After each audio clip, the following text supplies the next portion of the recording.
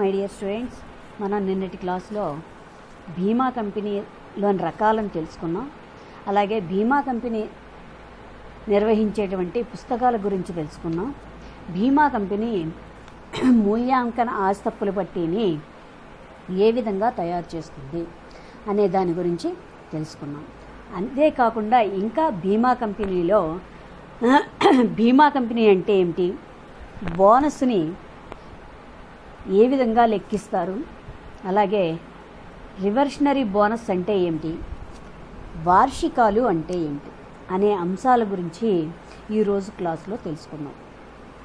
పునర్బీమా అంటే కొన్ని సందర్భాలలో మనకి పేరులోనే ఉంది పునర్బీమా అని, అంటే మనం చేసినటువంటి దానికి మళ్ళీ బీమా చేయటం. అంటే కొన్ని సందర్భాలలో పాలసీ తీసుకున్నటువంటి వ్యక్తి తన సాయశక్తులకు మించి ఏదైనా కనుక ప్రమాదం ఉందని భావిస్తే తను ఆ ప్రమాదంలో కొంత భాగానికి మరొక ఇన్సూరెన్స్ మరొకళ్ళకి బదిలీ చేస్తాడు.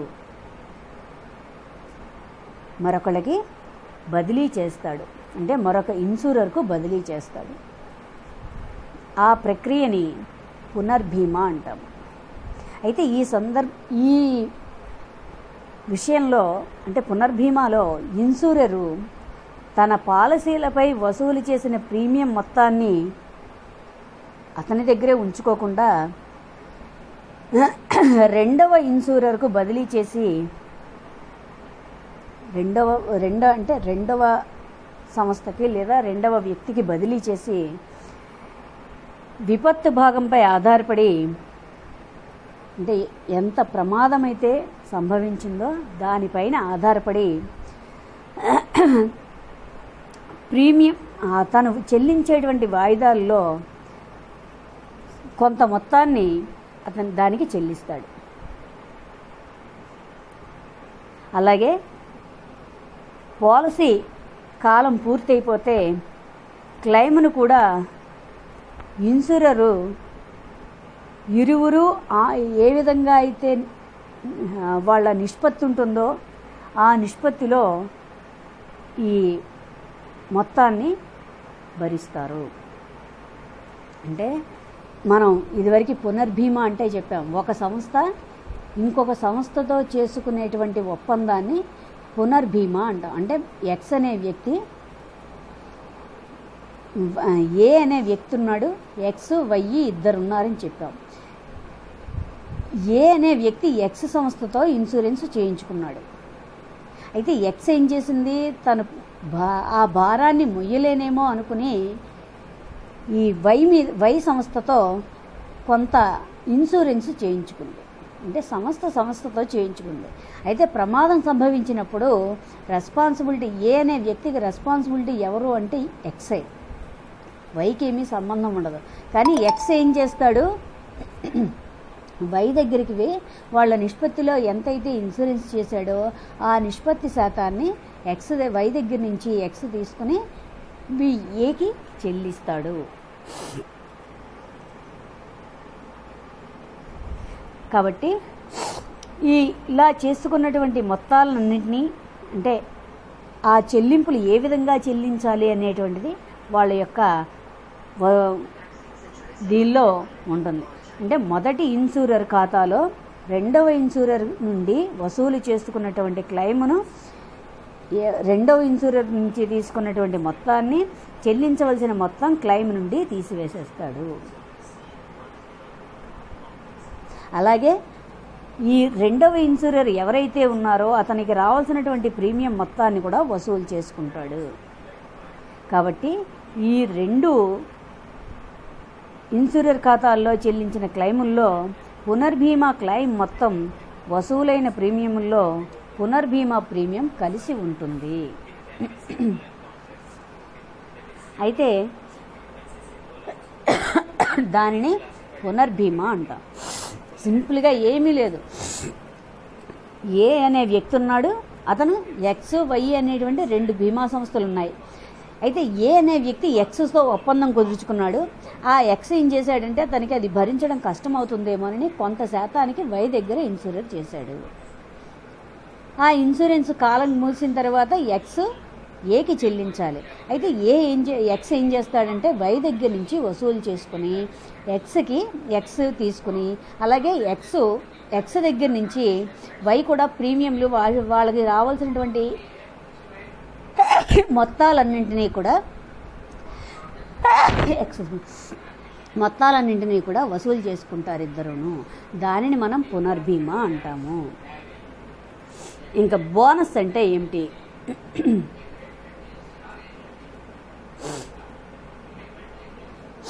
బోనస్ అంటే ఏమిటి అంటే జీవిత బీమా వ్యాపారంలో బోనస్ అనేటువంటిది ఒకటి ఉంటుంది. అంటే లాభాలతో కూడినటువంటి జీవిత బీమా పాలసీలపై కంపెనీ లాభాలలో వాటాలు పొందేటువంటి హక్కు ఉన్నటువంటి పాలసీదారుడికి దీనిని చెల్లిస్తారు. దానినే మనం బోనస్ అంటాం. అంటే కంపెనీ లాభాల్లో ఉంటే కనుక ఆ లాభాలలో వాటాను పొందేటువంటి హక్కు పాలసీదారుడికి ఉంటుంది. దానినే మనం బోనస్ అంటాం. ఈ బోనస్ అనేది నగదు రూపంలో రావచ్చు, లేదా తర్వాత ప్రీమియంలు సర్దుబాటు చేయడం ద్వారా చెల్లించవచ్చు. ఏ రకంగా అయితే దీనిని ఏమంటామంటే నగదు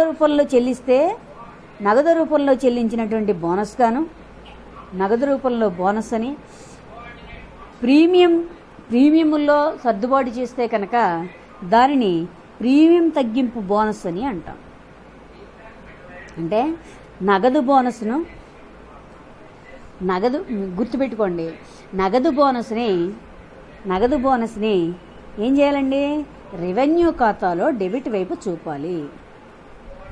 అదే కనుక ప్రీమియం తగ్గింపుగా అంటే వాడు మనకి చెల్లించవలసినటువంటి పాలసీ యొక్క వాయిదాని ప్రీమియం అంటామని చెప్పాము. ఆ ప్రీమియంని తగ్గించి కనుక బోనస్గా ఇస్తే దాన్ని ప్రీమియం తగ్గింపుగా బోనస్ అంటాము. దీనిని రెవెన్యూ ఖాతాలో రెండు వైపులా చూపాలి. అంటే మనకి బ్యాంక్ అకౌంట్స్లో బ్యాంకులో అదే రోజు వెయ్యడం అదే రోజు తీయడం కనుక చేస్తే ఎదురుపొద్దు ఎలా వేస్తామో ఇక్కడ కూడా అలాగే ప్రీమియం తగ్గింపుగా బోనస్ని రెవెన్యూ ఖాతాలో రెండు వైపులా చూపాలి. ఇంకా రివర్షనరీ బోనస్ అంటే ఏమిటి? రివర్షనరీ బోనస్ అంటే లాభాలు పొందేటువంటి జీవిత బీమా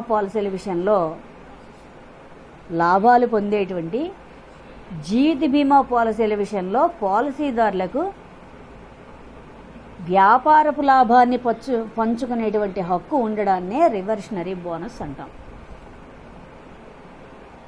ఏంటండి? లాభాలు పొందే జీవిత బీమా పాలసీల విషయంలో పాలసీదారులకి వ్యాపార లాభాల్లో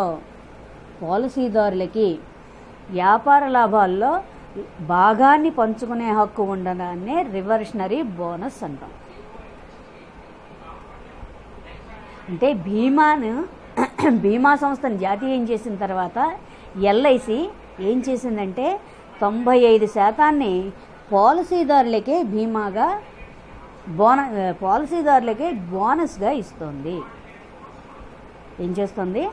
బీమా సంస్థని జాతీయం చేసిన తర్వాత ఎల్ఐసి సంస్థ తన లాభాలలో 95% పాలసీదారులకు బోనస్గా ఇస్తుంది. ఈ బోనస్ని ఏ విధంగా ఇస్తుందంటే నగదు రూపంలో చెల్లించడం కానీ, లేదా మనకి రావాల్సినటువంటి ప్రీమియంల కింద వాళ్ళకి తగ్గించేయటం కానీ,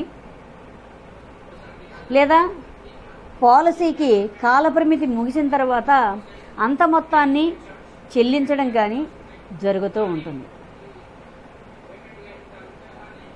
అంటే పాలసీ కాలం ముగిసిన తర్వాత పాలసీ మొత్తంతో చెల్లించేటువంటి బోనస్ని పాలసీకి కాలపరిమితి ఉంటుంది.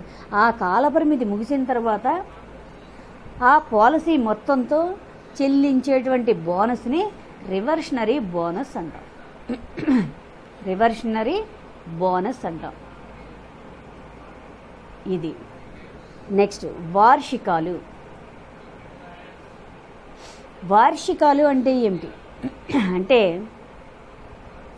జీవిత బీమా సంస్థ పాలసీదారుల నుండి ఒకేసారి జీవిత బీమా సంస్థ ఇన్సూరెన్స్ చేయించుకున్నటువంటి పాలసీదారుల దగ్గర నుంచి ఒకేసారి పెద్ద మొత్తాన్ని ప్రతిఫలంగా గ్రహించి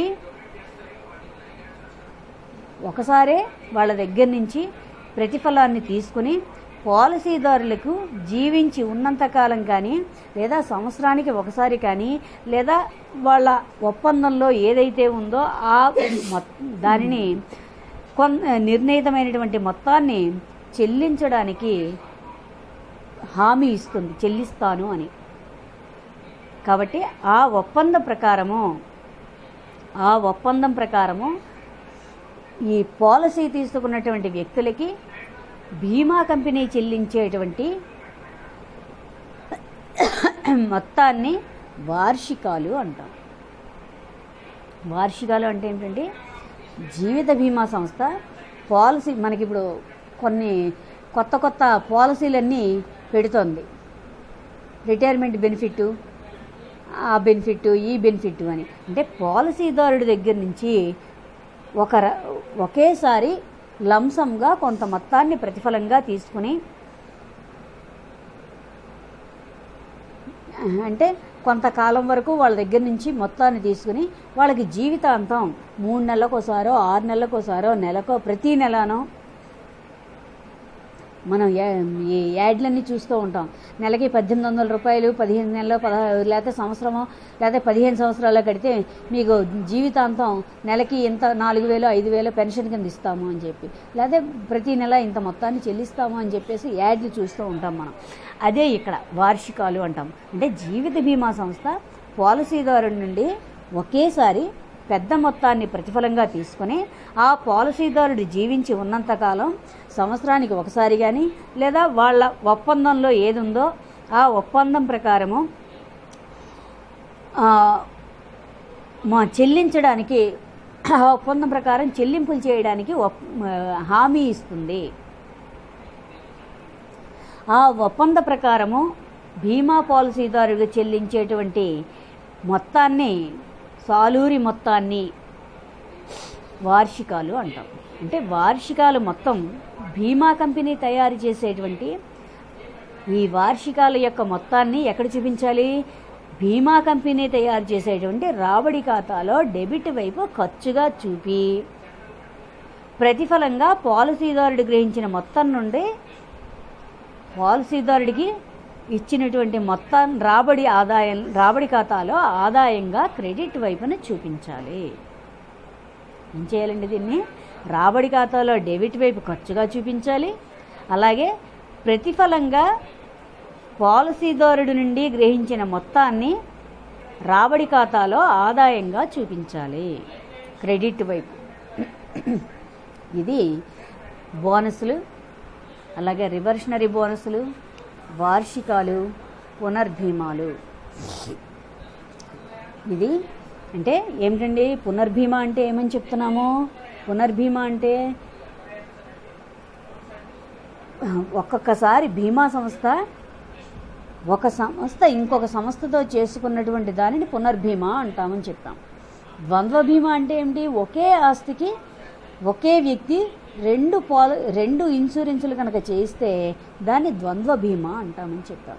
కాబట్టి ఈ పునర్భీమా అంటే ఒక సంస్థ ఇంకొక సంస్థతోటి, అంటే ఇన్సూరరు తన శక్తికి మించి ఏదైనా ప్రమాదం కనుక ఉందని అనుమానం వస్తే ఆ విపత్తులో, ఆ ప్రమాదంలో కొంత భాగాన్ని మరొక ఇన్సూరర్కు బదిలీ చేస్తాడు. దానినే మనం పునర్భీమా అంటాము అని చెప్పాం. అంటే ఇక్కడ ఇన్సూరరు తన పాలసీపై వసూలు చేసినటువంటి ప్రీమియం మొత్తాన్ని తన వద్దే ఉంచుకోకుండా రెండవ సంస్థకి దాన్ని బదిలీ చేస్తాడు. ఏది తను ఎంతైతే ఇన్సూరర్కి ఆ సంస్థకి బదిలీ చేస్తున్నాడో దాని మీద ఆధారపడి ప్రీమియంలో కూడా కొంత మొత్తాన్ని అతనికి బదిలీ చేస్తాడు. దానినే మనం పునర్భీమా అంటాము. అలాగే పాలసీ యొక్క కాలపరిమితి పూర్తయిపోతే ఎవరైతే ఇన్సూరెన్స్ చేయించుకున్నారో అతనికి ఇన్సూరరు ఎంత నిష్పత్తిలో ఆమోదించాడో ఇంకొక సంస్థ ఆ మొత్తాన్ని ఇద్దరు భరిస్తారు. కానీ అయితే మొదటి ఇన్సూరర్ ఖాతాలోనూ రెండవ ఇన్సూరర్ నుండి వసూలు చేసుకున్నటువంటి క్లెయిమును వాళ్ళు చెల్లించవలసినటువంటి మొత్తం క్లెయిమ్ నుండి తీసేస్తాడు. ఇలా అంటే ఇద్దరూ చెల్లించవలసిన మొత్తాలని కలిపి ఖాతాదారుడికి చెల్లిస్తారు. అలాగే ఈ రెండవ ఇన్సూరర్కి రావాల్సినటువంటి ప్రీమియంలన్నీ కూడా వసూలు చేసుకుంటాడు, మొదటి ఇన్సూరర్ నుంచి తీసుకుంటాడు. దీనిని మనం పునర్భీమా అంటాం. ఇంకా బోనస్ల గురించి, అలాగే బోనస్ అంటే లాభాలతో కూడినటువంటి జీవిత బీమా పాలసీలపై కంపెనీ లాభాల్లో వాటాను పొందే హక్కు పాలసీదారుడికి ఉంటుంది. దానినే మనం బోనస్ అంటాం. ఈ బోనస్ అనేది నగదు రూపంలో చెల్లించవచ్చు, లేదా ప్రీమియంల రూపంలో కూడా మనకి వాడు చెల్లించవలసినటువంటి ప్రీమియంలో తగ్గించుకుని కూడా చూపించవచ్చు. నగదు రూపంలో చెల్లిస్తే నగదు రూపంలో బోనస్ అంటాము. అదే ప్రీమియంలో అయితే ప్రీమియం తగ్గింపుగా బోనస్ అంటాం. అలాగే రివర్షనరీ బోనస్ అంటున్నాం. రివర్షనరీ బోనస్ అంటే ఏమిటంటున్నాము? లాభాలు పొందేటువంటి జీవిత బీమా పాలసీల విషయంలో పాలసీదారుడు వ్యాపార లాభాల్లో భాగాన్ని పంచుకునేటువంటి హక్కుని కలిగి ఉంటాడు. దీనిని బీమా సంస్థని జాతీయం చేసిన తర్వాత ఎల్ఐసి తన యొక్క లాభాలలో 95% పాలసీదారుడికి బోనస్గా ఇవ్వాలనుకుంటోంది. ఈ బోనస్ని ఏ విధంగా ఇవ్వచ్చు అంటే, రివర్షనరీ బోనస్ అంటే ఈ బోనస్ని ఏ విధంగా ఇవ్వచ్చు అంటే నగదు రూపంలో చెల్లించడం కానీ, లేదా మనకి పాలసీదారుడి నుంచి రావాల్సినటువంటి ప్రీమియంల్లో తగ్గించుకోవడం కానీ, లేదా పాలసీ యొక్క కాలపరిమితి ముగిసిన తర్వాత అంత మొత్తాన్ని ఒకేసారి చెల్లించడం కానీ జరుగుతుంది. అంటే పాలసీ యొక్క కాలం ముగిసిన తర్వాత పాలసీ మొత్తంతో చెల్లించేటువంటి బోనస్ల్ని రివర్షనరీ బోనస్ అంటాం. ఇంకా వార్షికాలు అంటే ఏమంటున్నాము?